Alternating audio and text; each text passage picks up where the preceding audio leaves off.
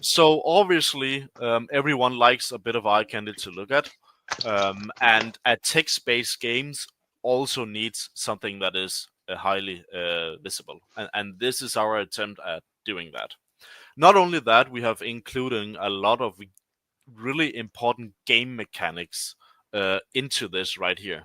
I can see we have some layering problems with the trees being on top of the buildings. I just quickly have to note that and get that correction because that is definitely not Some the buildings intention. have parks outside there on the balconies, so maybe it's Well, the metaverse is our way of creating roughly 10,000 unique ownable tiles where you as a mobster can basically own a street or a specific piece of land, and you can develop that land, you can build on it, you can make it a business out of it, you can earn yield from it, you can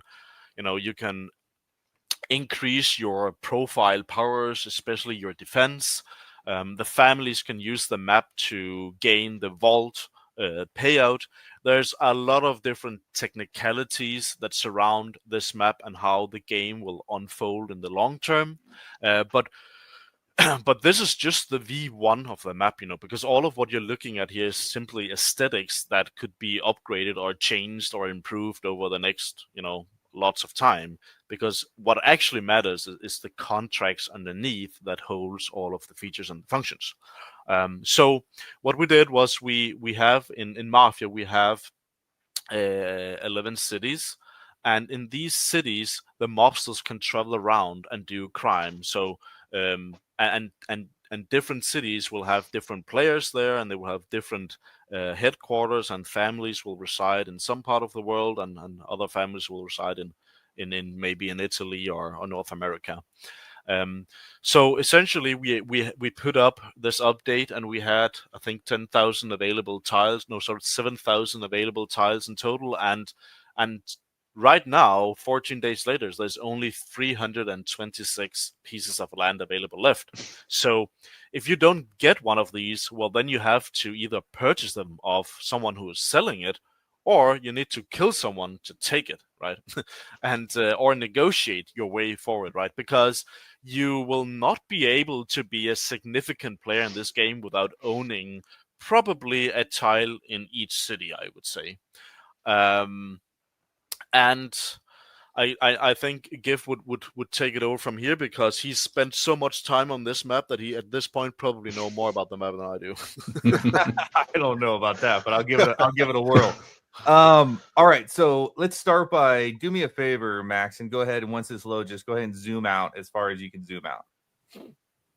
There you go.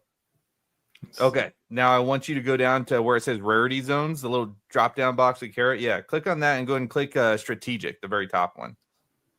So each map is going to have its HQ headquarters. I saw you hovering around one prior. This is what allows a family to essentially move into a map. If you hover around, say, the yellow zone towards the bottom there, you'll next one to the left. Yeah, that one. So you hover on that. So our Gearhead family has moved into that tile. So this is going to dictate how many family members we can actually successfully have within the family, like how much space we've got to accommodate. And that's going to be important for vault payouts and that sort of thing down the road. So strategic tiles are very important. Now go ahead and let's move to the next one.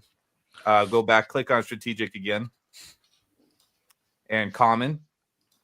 So these are all your common tiles, and all the layouts of these maps seem kind of chaotic, but they seem very intentional. There's going to be a lot of mechanics that we don't have time on this stream to kind of go into and exactly why that's so important.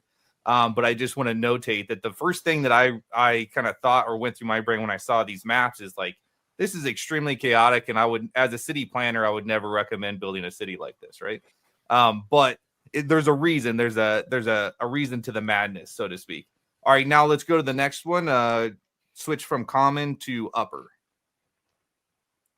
Okay, you'll have to go down a little bit to see where all the upper zones. So this is like the upper east side, if you will, of Vegas. So these tiles are a little bit harder to get. They provide extra defense and a few other things.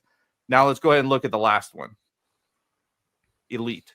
So this is essentially the Vegas Strip. So this is where the hardest to obtain tiles resonate or are located, and they also provide the most defense when you activate these buildings.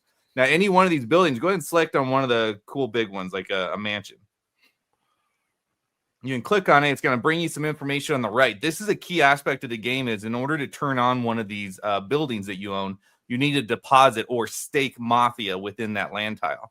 So when you go to stake it, it actually the Mafia is staked within that land tile, just like you would say an HSI, right? With the hex staked within the NFT.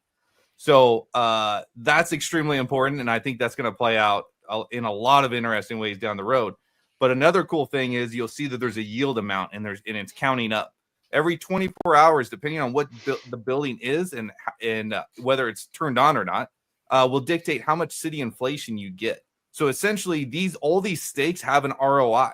And as we pointed out before, when you looked at the exchange, the in-game dollar all has a value to it, which means that you're actually obtaining an ROI on all your stakes of all these buildings. This is going to be incredibly important, and it's one of the most bullish things that I've seen on this map to date. Because if you think about it, even though it can be variable on how much Mafia is going to be required maybe down the road to stake in each building, it is taking Mafia off the market and it's putting it to work.